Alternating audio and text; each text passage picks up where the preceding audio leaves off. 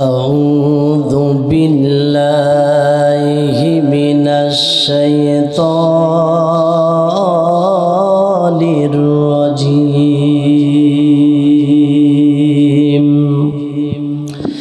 بسم الله الرحمن الرحيم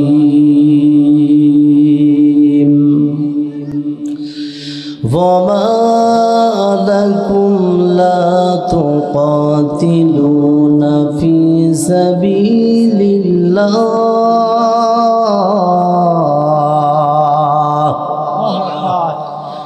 والمستضعفين من الرجال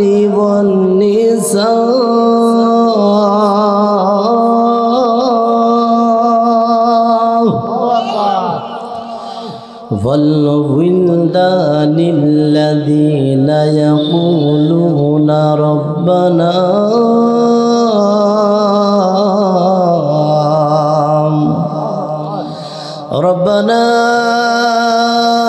أخرجنا من هذه القرية الظالم أهلها واجعل لنا من لدنك وليا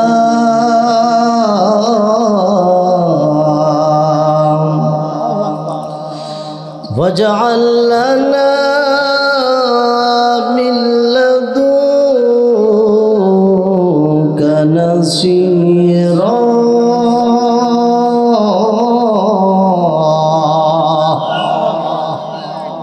সদাকাল্লাহুল আযীম। বিতাড়িত শয়তান থেকে আল্লাহ তাআলার কাছে পাহানা চাচ্ছি।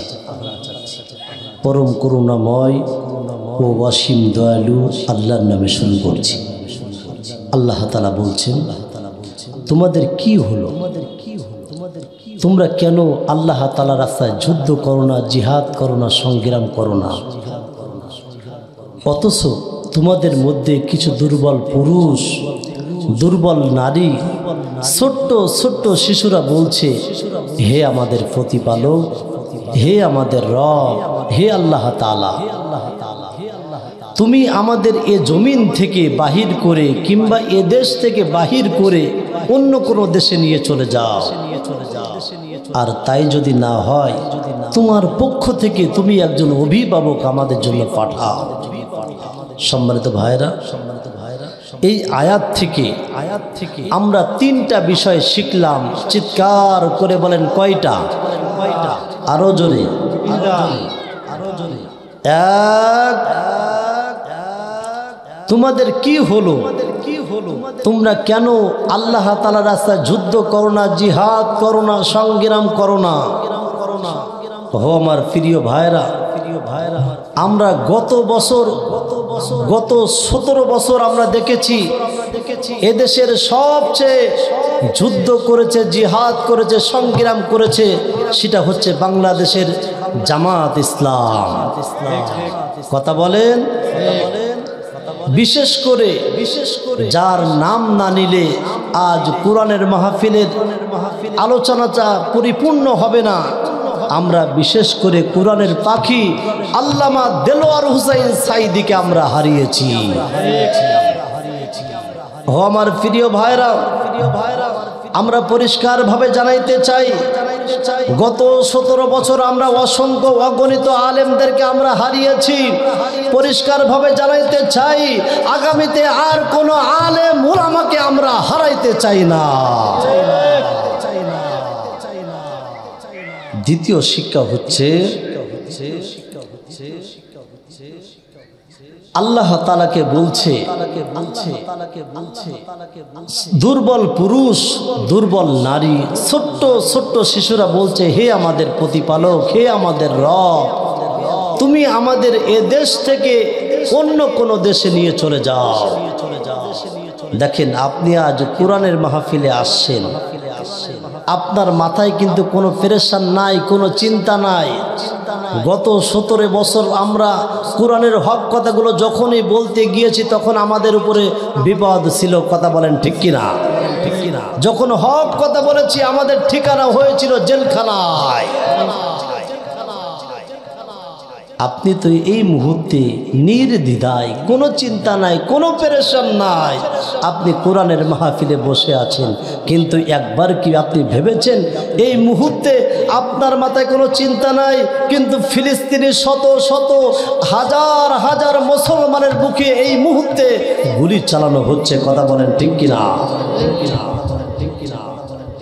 শুধু ফিলিস্তিন নয়, আপনি কাশ্মীরে যান, কাশ্মীরে মুসলমানের উপরে নির্যাতন করা হচ্ছে, নিপীড়ন করা হচ্ছে। শুধু কাশ্মীর নয়, আপনি মায়ানমারে যান, মায়ানমারে শত শত হাজার হাজার মুসলমানদেরকে নির্যাতন করা হচ্ছে, তাদেরকে দুনিয়া থেকে বিদায় করে দেওয়া হচ্ছে। ও আমার প্রিয় ভাইরা, পরিষ্কারভাবে একটা কথা জানাইতে চাই। আপনারা জানেন আমরা যখন জাতিসংঘ তৈরি করেছিলাম, এই জাতিসংঘ যখন তৈরি করা হয়েছিল তাদের উদ্দেশ্য একটাই মাত্র উদ্দেশ্য ছিল, সারা পৃথিবীর ভিতরে, সারা পৃথিবীর ভিতরে চাই মুসলমান, ইহুদি, নাসরা, খ্রিস্টান, বৌদ্ধ, যে ধর্মের লোক হোক না কেন, যদি কোনো মুসলমানের উপরে, যদি কোনো ইহুদির উপরে নির্যাতন করা হয়, জাতিসংঘ বসে থাকবে না। কিন্তু যখন মুসলমানদেরকে মারা হচ্ছে, জাতিসংঘ চুপচাপ বসে আছে। আর জাতিসংঘ যখন ইহুদিকে মারা হয় তখন তারা প্রতিবাদ করে, আর মুসলমানদেরকে মারা হইলে প্রতিবাদ করে না। আমরা পরিষ্কারভাবে জানাইতে চাই, আর যদি কোনো মুসলমানের উপরে নির্যাতন করা হয়, আমরা জাতিসংঘ বাদ দিয়ে সারা পৃথিবীর ভিতরে মুসলমানদেরকে নিয়ে আমরা নতুন করে আবার জাতিসংঘ তৈরি করব। কথা বলেন ঠিক কিনা?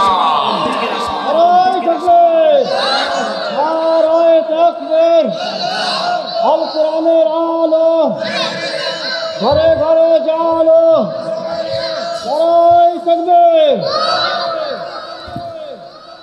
ও আমার প্রিয় ভাইরা, দেখেন আজ সারা পৃথিবীর মুসলমানরা নির্যাতিত, নিপীড়িত। এই নির্যাতিত, নিপীড়িতর মূল কারণ হচ্ছে মুসলমানরা স্টাডি করে না, লেখাপড়া করে না। তো প্রিয় ভাই, যেভাবে ফিলিস্তিনি শত শত হাজার হাজার মুসলমানরা এই দোয়া করতেছে, রব্বানা আখরিজনা মিন হাদিহিল ক্বরিয়াতিল যালিমি আহলুহা ওয়াজআল লানা মিন লাদুনকা ওয়ালিয়া ওয়াজআল লানা মিন লাদুনকা নাসীরা। হে আমাদের প্রতিপালক, হে আমাদের রব, তুমি এ দেশ থেকে তুমি আমাদেরকে অন্য কোনো দেশে নিয়ে চলে যাও, আর তাই যদি না হয় তোমার পক্ষ থেকে তুমি একজন অভিভাবক আমাদেরকে পাঠাও। আমার প্রিয় ভাই, এবার আসেন, আপনাদের মাথায় কোনো চিন্তা নাই, কোনো পেরেশান নাই। দেখেন মায়ানমারে মুসলমানদের উপরে, ফিলিস্তিনি আজ মুসলমানদের উপরে কেমন নির্যাতন করা হচ্ছে।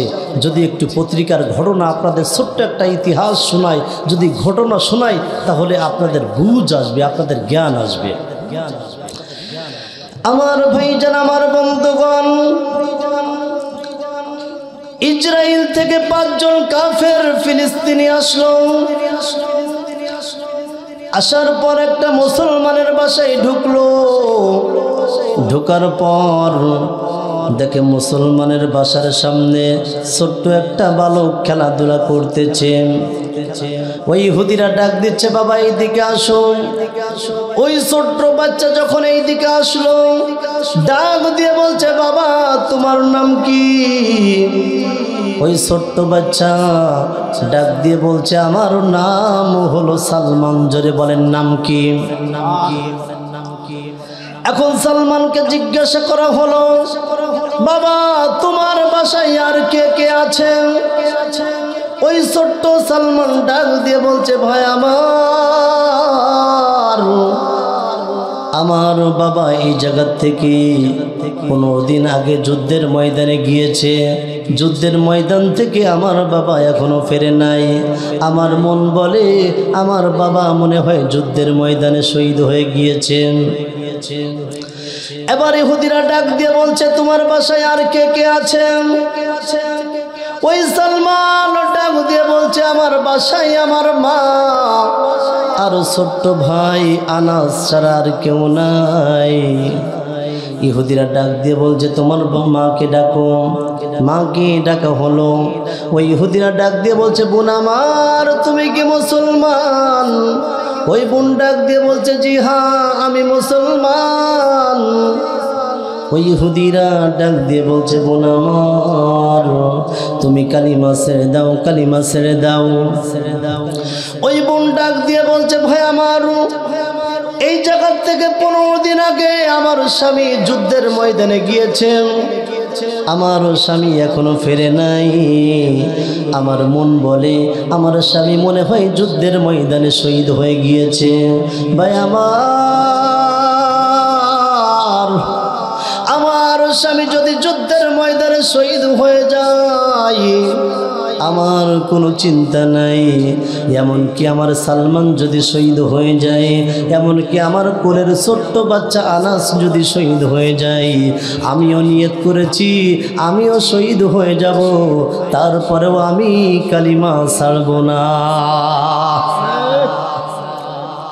ওই বোন আমার যখন এই কথা বলেছেন একটা বদ্ধ বোনের কোল থেকে ছোট্ট আনাসকে নিজের করে নিল।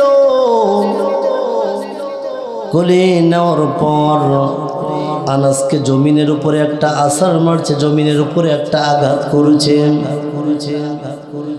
ছোট্ট আনাস চোখের পানি ছেড়ে দিয়ে হাউমাউ করে কান্না শুরু করে দিয়েছে। ভাই আবার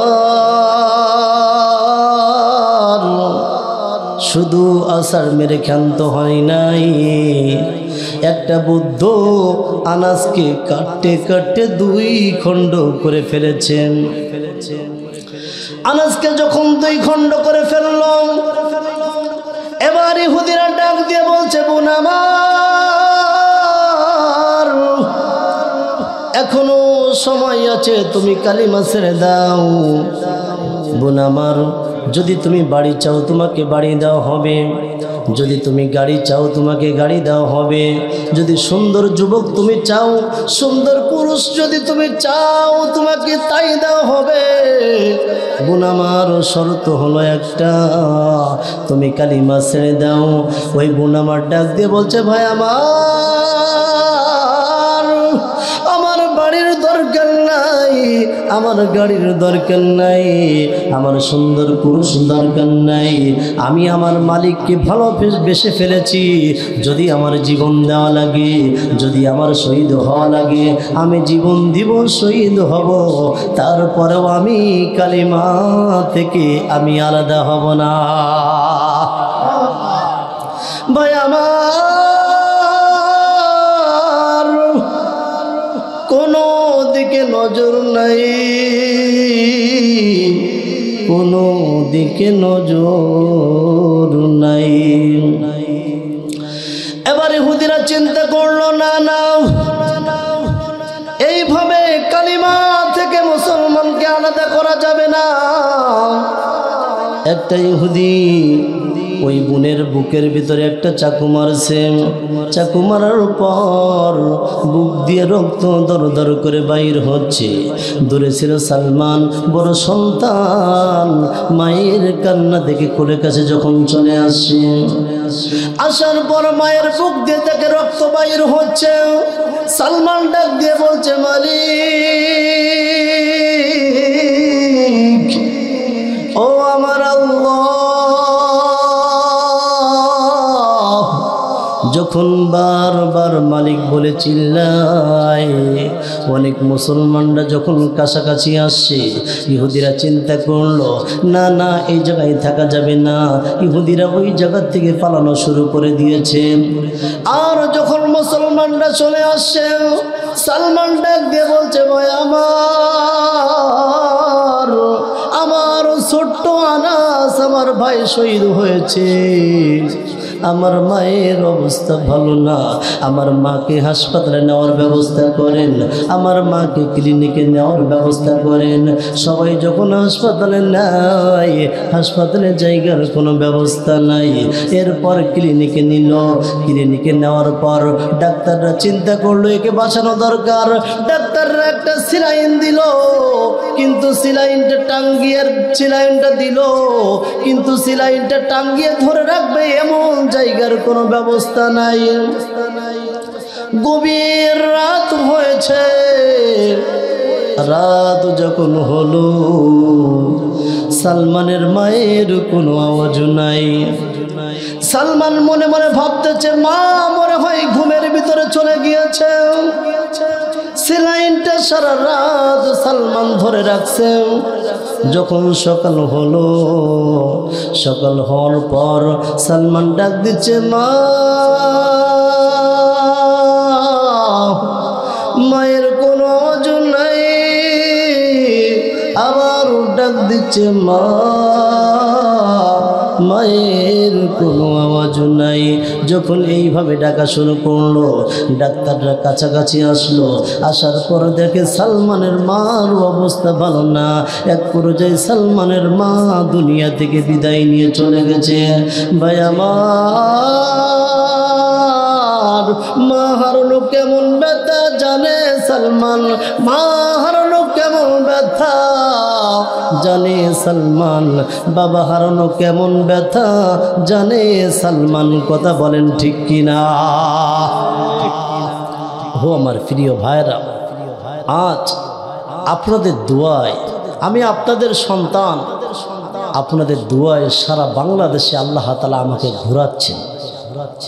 আমি ঘুরে ঘুরে দেখতেছি আজ সন্তান মায়ের সাথে ভালো সম্পর্ক নাই, আবার মা সন্তানের সাথে ভালো সম্পর্ক নাই, বাবা সন্তানের সাথে ভালো সম্পর্ক নাই, সন্তান বাবার সঙ্গে ভালো সম্পর্ক নাই। এমন সন্তান আপনাদের গ্রামে আছে না নাই? কথা বলেন। এই যুবক, আমি তোদেরকে আহ্বান করতে চাই। আমার রাসূল সাল্লাল্লাহু আলাইহি ওয়াসাল্লাম বলেছেন, রিদর রব্বি ফি রিদল ওয়ালিদ ওয়া সাখাতুর রব্বি ফি সাখাতিল ওয়ালিদ। মা খুশিতে আল্লাহ খুশি হয়ে যায়, আর মা অখুশিতে আল্লাহ অখুশি হয়ে যায়। ও যুবক ভাই, আজ তো স্ত্রী পেয়ে মাকে ভুলে গিয়েছো, স্ত্রী পাওয়ার পর বাবাকে ভুলে গিয়েছো। বিনা স্বার্থে পৃথিবীতে কেউ আপনাকে ভালোবাসে না। এতদিন বুঝতাম মা মনে হয় বিনা স্বার্থে ভালোবাসে, বাবা মনে হয় বিনা স্বার্থে ভালোবাসে। না, এই পৃথিবীতে অনেক ধোঁকার জিনিস। মাও আপনাকে বিনা স্বার্থে ভালোবাসে না, বাবাও আপনাকে ভালোবাসে না, আপনার স্ত্রী আপনাকে মুহব্বত করে না, আপনাকে ভালোবাসে না, আপনার সন্তান আপনাকে মুহব্বত করে না, ভালোবাসে না, আপনার কন্যা বিনা স্বার্থে আপনাকে মুহব্বত করে না, ভালোবাসে না। তবে হ্যাঁ, যদি যাররা পরিমাণ কেউ বিনা স্বার্থে ভালোবাসে, সেটা আপনার আমার মা বাবা। কথা বলেন, কথা বলেন, কথা বলেন। এই জন্য যুবক ভাই, মাকে ভালোবাসতে হবে, বাবাকে ভালোবাসতে হবে। মা এমন জিনিস, আমার তো মন বলে তোমার কলিজা কেটে যদি তোমার মাকে তুমি ভুনা করে খাওয়াও, আমার মন বলে তারপরেও তুমি তোমার মায়ের ঋণ পরিশোধ করতে পারবে না। কথা বলেন ঠিক কিনা? ঠিক কিনা? ঠিক কিনা? সম্মানিত ভাইরা, পর্দার আড়ে মা বোনরা কি আছে? বেশি না কম? বেশি না কম? বেশি না কম? তাহলে মা বোনদের সম্পর্কে আজ একটু আলোচনা করা দরকার। কারণ এতদিন ছিল তারা সরকার, আর সংসারটা জ্বালাইয়া পুরাইয়া করেছে সরকার। এর আগে আমি আপনাদেরকে একটু সাইস্তা করে আসি, এরপর মা বোনদের ধরব। আল্লাহ রাসূল সাল্লাল্লাহু আলাইহি ওয়াসাল্লাম বলেছেন, তিন প্রকার মালউন, তিন প্রকার পুরুষ আল্লাহর জাহান্নামে যাবে। চিৎকার করে বলেন কয় প্রকার? সবাই বলেন কয় প্রকার? তিন প্রকার। আর পর্দার আড়ের মা বোনরা যেহেতু আছে, আল্লাহ রাসূল সাল্লাল্লাহু আলাইহি ওয়াসাল্লাম বলেছেন, চার প্রকার মহিলা আল্লাহর জাহান্নামে যাবে। নামাজ পড়বে, রোজা রাখবে, হজ করবে, যাকাত দিবে, এমনকি তাহাজ্জুদ নামাজ পড়ার পরেও চার প্রকার মহিলা জাহান্নামে যাবে। চিৎকার করে বলেন কয় প্রকার? জোর হলো না, আরো জোরে মনে থাকবে ইনশাল্লাহ। তাহলে আমি এই 7 প্রকার বলেই আমি আমার আলোচনা ইতি করব, আমি আমার আলোচনা শেষ করব। আমার ভাইজান, আমার বন্ধুগণ, আল্লাহ রাসূল সাল্লাল্লাহু আলাইহি ওয়াসাল্লাম বলেছেন 3 প্রকার পুরুষ আল্লাহর জাহান্নামে যাবে। জোরে বলেন কয় প্রকার? আরো জোরে বলেন কয় প্রকার? সাহাবীরা বললেন, ইয়া রাসূলুল্লাহ, 1 নাম্বার মালউন হলো কারা? কোন পুরুষ আল্লাহর জাহান্নামে যাবে? আমার রাসূল ডাক দিয়ে বলছেন, সাহাবীরা রে,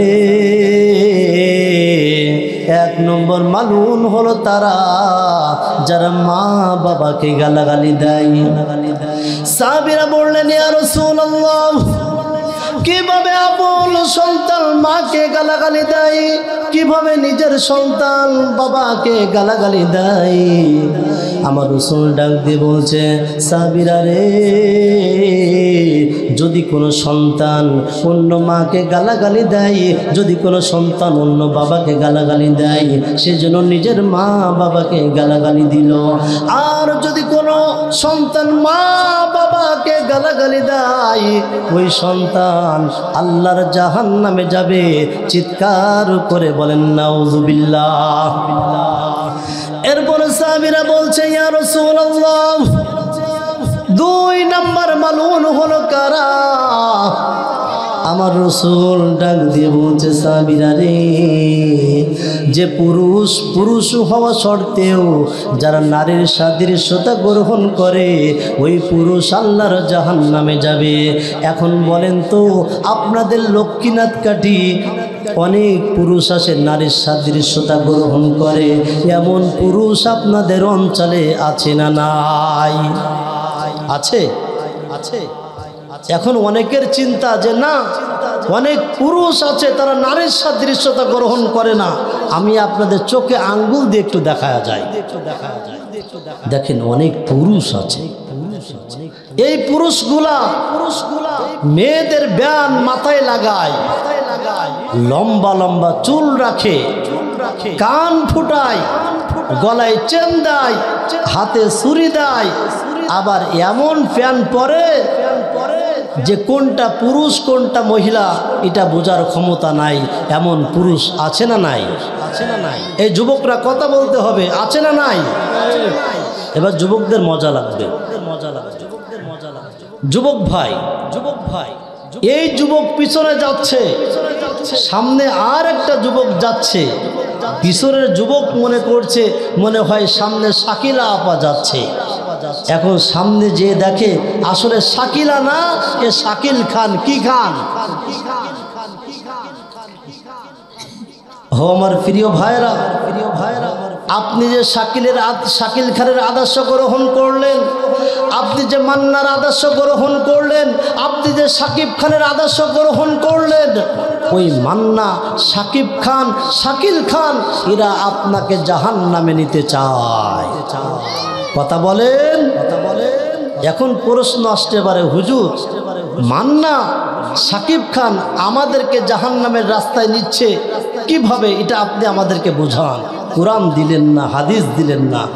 আমার প্রিয় ভাইরা, আল্লাহ তাআলা সূরা লুকমানের 6 নম্বর আয়াতের ভিতরে আল্লাহ তাআলা বলছেন, وَمِنَ النَّاسِ مَن يَشْتَرِي لَهْوَ الْحَدِيثِ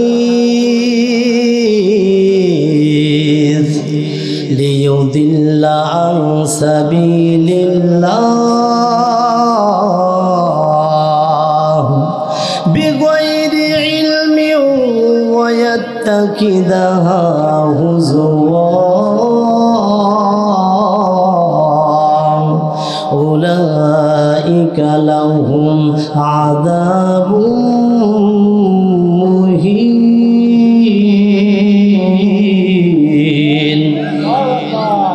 আল্লাহ তাআলা বলছেন, যারা নাকি মানুষকে কোরআন থেকে, হাদিস থেকে যারা আলাদা করতে চায়, গানের মাধ্যমে, ছায়াছবির মাধ্যমে, কৌতুকের মাধ্যমে, ঢোল বাজনার মাধ্যমে যারা মানুষকে ইসলাম থেকে আলাদা করতে চায়, তাদের জন্য জাহান্নামে যন্ত্রণাদায়ক শাস্তির ব্যবস্থা করে রাখা হয়েছে।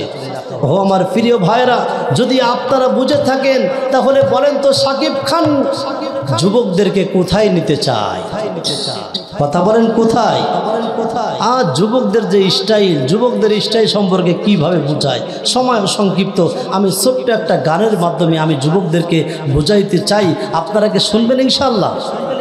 আমার সাথে বলতে হবে, যুবক ভাইরা বলবেন তো? তাহলে বলেন, ও আল্লাহ আল্লাহ রে, কোন দুনিয়ায় পাঠাইলা আমারে? বলেন আল্লাহ আল্লাহ রে, কোন দুনিয়ায় পাঠাইলা আমারে? বর্তমানের পোলা মাইয়া সমান সমান মাফ, লম্বা চুল কাটিয়া মাইয়া মাথায় লাগাই কাফ। কথা বলেন না কেন, ঠিক কিনা? বর্তমানের পোলা মাইয়া সমান সমান মাফ, লম্বা চুল কাটিয়া মাইয়া মাথায় লাগাই কাফ। ও আল্লাহ আল্লাহ রে, কোন দুনিয়ায় পাঠাইলা আমারে? জিন্সের প্যান্ট শার্ট পরিয়া রাস্তা দিয়া যায়, পোলা না মাইয়া তার চিনা বড় দায়। জিন্সের প্যান্ট শার্ট পরিয়া রাস্তা দিয়া যায়, পোলা না মাইয়া তার চিনা বড় দায়। ও আল্লাহ আল্লাহ রে, কোন দুনিয়ায় পাঠাইলা আমারে? ও আল্লাহ আল্লাহ রে, কোন দুনিয়ায় পাঠাইলা আমারে? হিন্দি গানের টান মারিয়া রাস্তা দিয়া যায়, কারো কারো কারো কারো সুরে আবার বুকটা ফাইটা যায়। বুক ফাটা মমতাজ আজ কোথায়? বুক ফাটা মমতাজকে তো আজ বাংলাদেশের লোক খুঁজতেছে। কথা বলেন ঠিক কিনা? ও আমার প্রিয় ভাইরা, এই বাংলাদেশ শাহজালালের বাংলাদেশ, এই বাংলাদেশ শাহপরানের বাংলাদেশ, এই বাংলাদেশ নিয়ে যারা ষড়যন্ত্র করবে, যারা ইসলামের বিপক্ষে কলম ধরবে, তাদের বাংলাদেশে থাকার অধিকার নাই। কথা বলেন, বেশি লাফালাফি করো না। আমরা সামান্য একটু মূল ধরে নাড়া দিয়েছি, তোমার নেত্রী কিন্তু মামার বাড়ি দিল্লি গিয়ে পড়েছে। কথা বলেন, এরপরে যদি আবার লাফালাফি করো। গত 17 বছরে আমাদের উপরে অনেক আঘাত করেছো, আমাদের উপরে নির্যাতন করা হয়েছে, জেল জুলুম মামলা হয়েছে, আমরা কিছু মনে করি নাই, আমরা মাফ করে দিয়েছি। কিন্তু এরপরে যদি লাফালাফি করো, বাংলাদেশের তাওহিদি জনতা আর চুপচাপ বসে থাকবে না। কথা বলেন আমার ভাইজান, আমার বন্ধুগণ, 3 নম্বর মালউন হলো তারা যারা 3 তালাক দেওয়ার পর, যারা হিল্লা বিবাহর মাধ্যমে যে পুরুষ কিংবা যে মহিলা আবার একসাথে হতে চায়, যারা আবার আবদ্ধ হতে চায়, যারা বিবাহ করতে চায়, এদের ঠিকানা সোজাসুজি আল্লাহর জাহান্নাম। চিৎকার করে বলেন নাউজুবিল্লাহ। এই যে আপনাদের ওয়ার্ডে, আমাদের ইউনিয়নে অসংখ্য মানুষ স্ত্রীকে তালাক দেয়, বলে তোর তালাক তোর 14 গোষ্ঠীর তালাক। এমন পুরুষ আছে না নাই? আবার হিল্লা বিবাহ, এই যুবক ভাই ভালোভাবে বুঝবা, এই মুরব্বী আছেন যারা ভালোভাবে বুঝবেন, হিল্লা বিবাহ কোরআনেও নাই, হাদিসেও নাই। যারা হিল্লা বিবাহর মাধ্যমে যারা বিবাহ দিতে চায়, যে বিচারক, যে পুরুষ, যে মহিলা, যারা হিল্লা বিবাহর মাধ্যমে যারা একসাথে হতে চায়, এদের ঠিকানা জাহান্নাম। জোরে বলেন কোথায়? কোথায়? আমার প্রিয় ভাই, আবার আমাদের ভিতরে অসংখ্য মহিলা আছে, মহিলারা এমন বেলজ্জা, বেশরম, বেহায়া, মনে করেন পুরুষ তালাক দিয়েছে, দেওয়ার পর আগামীকাল ওই একটা যুবক আর একটা প্রেমিকাকে নিয়ে ও পার্কে যায় বেড়াইতে, আবার রাত থাকে হোটেলে, ওই এমন বেশরম, আবার ছবি তুলে আগের যে স্বামী ছিল হোয়াটসঅ্যাপে, ইমো, মেসেঞ্জারে পাঠিয়ে দেয়। এমন মহিলা আছে না নাই? কথা বলেন। আপনাদের অন্তরে সব তো আল্লাহর ওলি নেই কি? এমন মহিলা আপনাদের অঞ্চলে আছে? আমার ভাইজান, আমার বন্ধুগণ, এতক্ষণ পর্যন্ত আপনারা অনেক আনন্দ করলেন। ভাইজান, এবার একটু চোখের পানি ছেড়ে দিয়ে হাউমাউ করে কাঁদবেন। ভাইজান, আল্লাহ রাসূল সাল্লাল্লাহু আলাইহি ওয়াসাল্লাম চোখের পানি ছেড়ে দিয়ে হাউমাউ করে কান্না শুরু করে দিয়েছেন।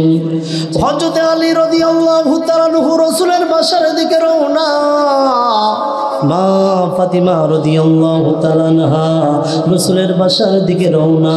এক পর্যায়ে যখন বাসায় চলে আসে, দেখে আমার রাসূল চোখের পানি ছেড়ে দিয়ে হাউমাউ করে কান্না শুরু করে দিয়েছেন। হযরত আলী ডাক দিয়ে বলছেন, নবীজি,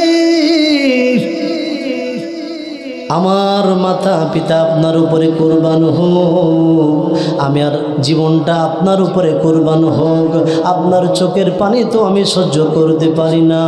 নবীজি, কে আপনাকে বেশি কথা বলেছে?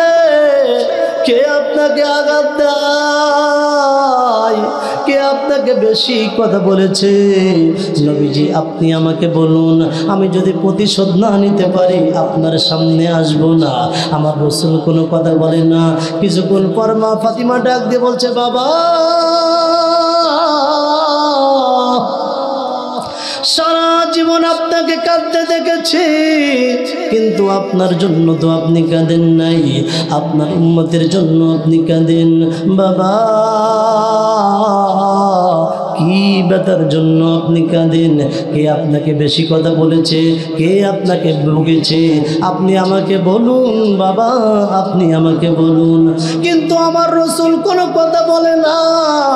কিছুক্ষণ পর আমার মালিক ডাক দিয়ে বলছে, জিবরাইল, আর করিস না দেরি, যা যা আমার রাসূলের কাছে যা তাড়াতাড়ি, যে সমস্ত ঘটনা আমার রাসূলকে ফাতিমার সামনে খুলে বলতে বল।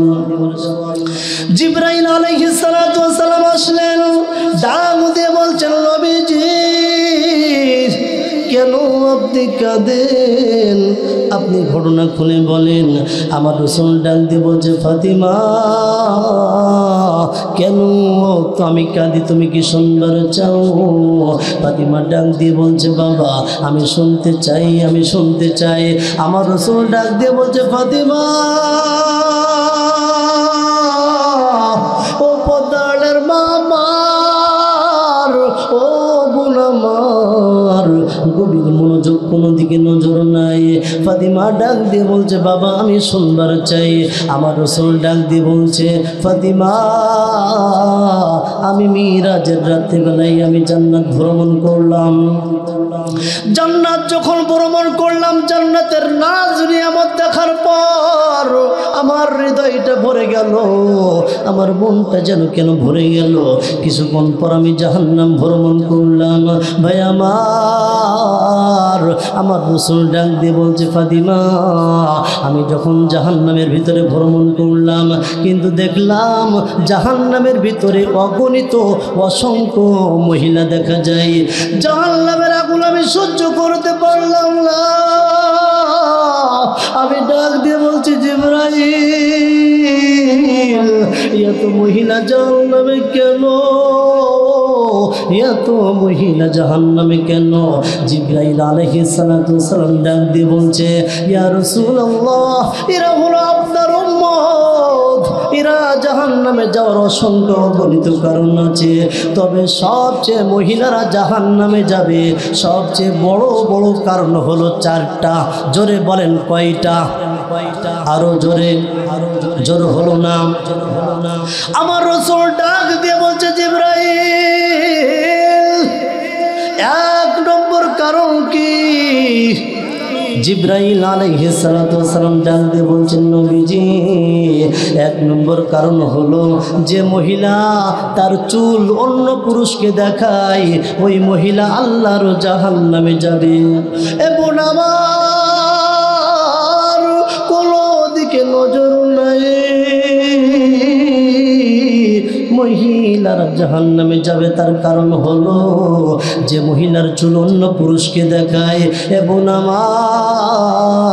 আমার রাসূল যখন জাহান্নাম ভ্রমণ করতেছে দেখে মহিলার পা 2টা আসমানের দিকে দেখা যায় আর মাথা জমিনের দিকে দেখা যায়। ওই চুল থেকে একটা চুল থেকে 70টা করে সাপ হবে আর মাথার ভিতরে বারবার সবল মারতে থাকবে। আমার রাসূল সহ্য করতে পারে না, জিবরাইলকে ডাক দিয়ে বলছে, জিবরাইল 1 নম্বর কারণ আমি বুঝবার পারলাম, এবার বলো মহিলারা জাহান্নামে যাবে এর 2 নম্বর কারণ কি? জিবরাইল আলাইহিস সালাতু ওয়াস সালাম ডাক দিয়ে বলছে, ইয়া রাসূলুল্লাহ মহিলারা জাহান্নামে যাওয়ার 2 নম্বর কারণ হলো যে মহিলা স্বামী থাকা সত্ত্বেও যারা পরকিয়া করে ওই মহিলা আল্লাহর জাহান্নামে যাবে। চিৎকার করে বলেন 2 নম্বর কারণ কি? সবাই বলে। অনেক মা বোনরা বসে আছে, এই অনেক যুবকের জায়গায় বসে আছে। এই মাহফিল শেষ করার পর রাত 12টার সময় ও মোবাইলে সেটিং করে মোবাইলে প্রেমিকার সাথে কথা বলবে। আবার অনেক বোনরা বসে আছে প্রেমিকার সাথে কথা বলবে, প্রেমিকের সাথে কথা বলবে। এমন পুরুষ এমন মহিলা আছে না নাই? এই যুবক কথা বল, তুমি বিজয় হবে, তুমি আল্লাহওয়ালা হবে। তুমি এই মুহূর্তে এই সময় যদি তুমি নিয়ত করতে পারো, আমি যে প্রেমিকার সাথে কথা বলতাম আজ থেকে আমি কথা বলবো না, নাম্বারটা যদি ডিলিট করে দেন এবং খাস দিলে তওবা করেন, আমার আল্লাহ তাআলা আপনার পিছনের সমস্ত গুনাহগুলো মাফ করে দিবে। ও বোন আমার, আমি তোমাকে আহ্বান করতে চাই, অনেক সময় পার করেছো, অনেক সময় পার করেছো, আর নয় বোন, জীবন থেকে অনেক সময় পার হয়ে গিয়েছে। একটু কি আপনি ভেবেছেন? এই যুবক একটু ভাবতো, মনে করেন আল্লাহ তাআলা আপনাকে আমাকে হায়াত দিয়েছে 60 বছর। ভাই দেখেন অনেক সময় আপনার জীবন থেকে পার করলেন। ও বোন, তোমার জীবন থেকে তুমি অনেক সময় পার করেছো। মনে করো তোমার আমার হায়াত দিল আল্লাহ তাআলা, 60 বছর হায়াত দিল। একটু ভাবেন তো, কোনোদিন মনে হয় এটা ভাবেন নাই? আচ্ছা, আমরা যখন ঘুম পড়ি, ঘুমের ভিতরে দুনিয়ার আনন্দ উল্লাস হাসি খুশি কান্না আপনি কি ঘুমের ভিতরে বুঝতে পারেন? কথা বলেন, বুঝতে পারেন না। তাহলে 60 বছর যে আল্লাহ তাআলা আমার রব আমার আল্লাহ তাআলা 60 বছর হায়াত দিল। এ যুবক একবার কি ভেবেছো? তুমি তো 20টা বছর ঘুমের ভিতরে কাটিয়ে দিলে।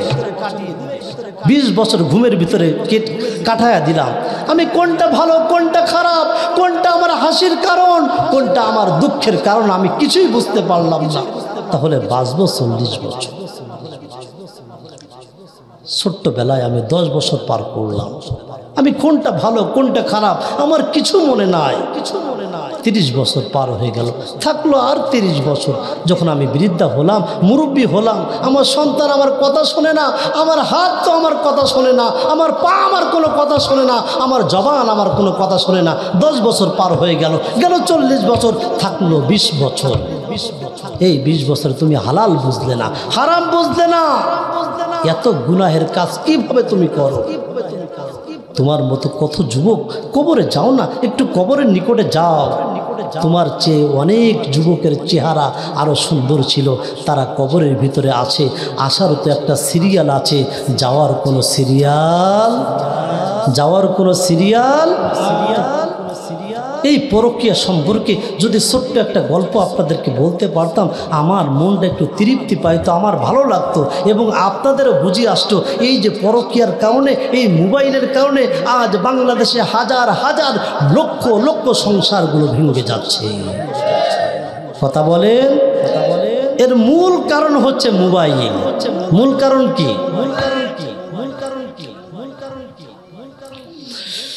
আমার ভাইজান, আমার বন্ধুগণ, দেখেন পদ্মার আড়ালের মা বোনদেরকে আমি বলতে চাই, এ ভাই আমার, আমি ছোট্ট একটা ঘটনা ওদিকে গেলে আমি অসময়তে পারবো না। ভাই আমার, ইসলাম হলো অনেক শান্তির ধর্ম। ভাই আমার, আমি একটা ছোট্ট একটা ঘটনা বলে আমি আপনাদের সামনে আলোচনা শেষ করব। আমার রাসূল সাল্লাল্লাহু আলাইহি ওয়াসাল্লাম তাবুকের যুদ্ধে, আমার রাসূলের জীবনের শেষ যুদ্ধ তাবুকের যুদ্ধ, আমার রাসূল ডাক দিয়ে বলছে, সাহাবীরা রে, ও আমার আলী, আলী কোথায়? তামাম মদিনায় যুদ্ধের ঘণ্টাটা তোমরা বাজিয়ে দাও, যুদ্ধের ঘণ্টা বাজিয়ে দাও। এই তাবুকের যুদ্ধে আমার জীবনের শেষ যুদ্ধ। এই যুদ্ধে শুধু পুরুষ যাবে বিষয়টা তা না, এই যুদ্ধে মহিলারা যাবে, যুবকরা যাবে, সবাই যাবে। আমার রাসূল সাল্লাল্লাহু আলাইহি ওয়াসাল্লাম আলীকে ডাক দিয়ে বলছে, আলী যা যা, তামাম মদিনায় যুদ্ধের ঘণ্টাটা বাজিয়ে দিয়ে হযরত আলী রাদিয়াল্লাহু তাআলা আনহু যুদ্ধের ঘণ্টাটা বাজিয়ে দিল। আমার রাসূল ডাক দিয়ে বলছে, বিলাল।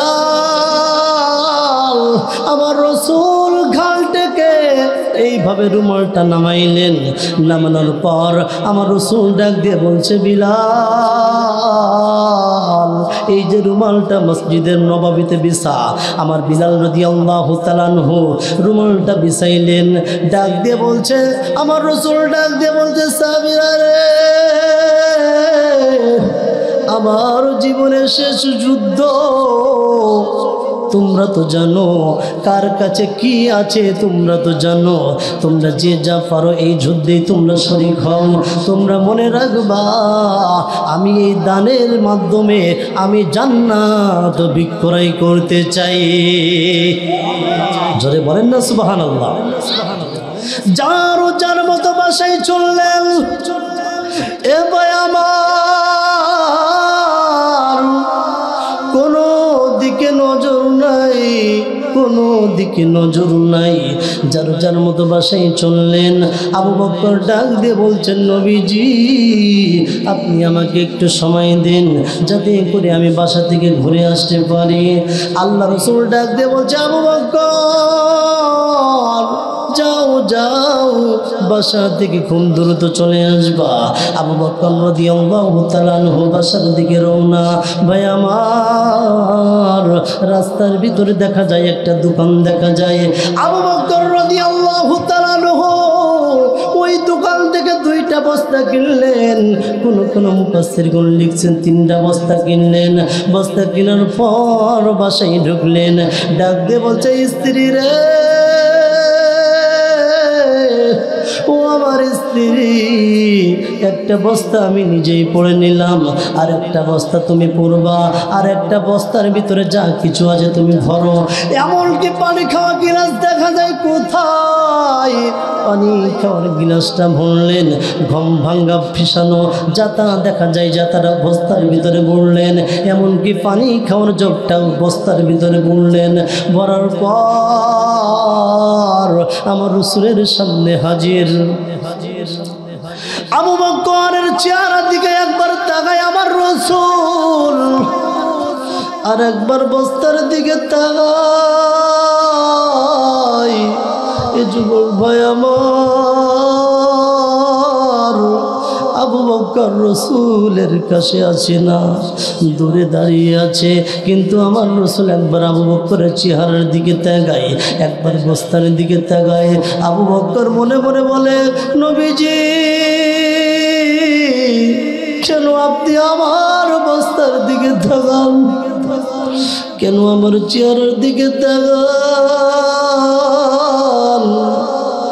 এদিকে ওমর চিন্তা করতেছে, উসমান চিন্তা করতেছে, এতদিন তো আমি আবু বকরের সাথে কোনো আমলে পারি নাই, আজ দেখি আবু বকরের চেয়ে আমরা দান করবো বেশি। সবাই চিন্তা করতেছে। আমার রাসূল ডাক দিয়ে বলছে, আবু বকর আয় আয় আমার বুকে আয়। আবু বকর আমার রাসূলের কাছে আসলেন। আসার পর সবাই আনন্দ করতেছে, ওমর মনে করতেছে আমি দান করেছি বেশি, আজ আমার আনন্দ, আমার ভালো লাগতেছে। আমার রাসূল ডাক দিয়ে বলছে, ওমর তুমি কত দান করেছো আর তোমার বাড়ি কত রেখে আসছো? হযরত ওমর ডাক দিয়ে বলছেন, নবীজি আমার বাসায় যা ছিল আমি 50% 50% আপনার জন্য আমি দান করলাম, আর 50% 50% আমার বাসার জন্য রেখে আসি। এইভাবে সমস্ত সাহাবীদেরকে জিজ্ঞাসা করতেছে, কেউ 40%, কেউ 70%, এমনভাবে নিয়ে আসছে, কেউ বাসায় রেখে আসে। আমার রাসূল ডাক দিয়ে বলছে, আবু বকর ও আবু বকর তুমি আজ যুদ্ধের জন্য আমার জন্য কি নিয়ে আসছো এবং বস্তা কেন পড়লে? আবু বকর ডাক দিয়ে বলছেন, নবীজি আপনি বলেছেন আজ আমি অর্থ সম্পদের মাধ্যমে আমি জান্নাত বিক্রয় করতে চাই। ইয়া রাসূলুল্লাহ ওয়াল্লাহি বিল্লাহি তাল্লাহি আমি আমার আল্লাহর কসম দিয়ে বলি, আমার বাসায় আমি কিছু রাখি নাই। আমার বাসায় আমি আল্লাহ এবং আমার রাসূলকে রেখে আসছি। চিৎকার করে বলেন না সুবহানাল্লাহ। আমার রাসূল ডাক দিয়ে বলছে, আবু বকর আমার সাহাবীরা রে, তোরা সাক্ষী থাক, আজ যে আবু বকর বস্তা পড়েছে তোরা সাক্ষী থাক, আমার আল্লাহ তাআলা কাল কিয়ামতের পর জান্নাতের ভিতরে আবু বকরকে উত্তম পোশাক আমার মালিক দান করবেন। এই জন্য ভাইজান আমার, আবু বকর ইসলামের জন্য, কুরআনের জন্য বস্তা পড়েছেন, নিজের পোশাক মূল্য দান করেছে।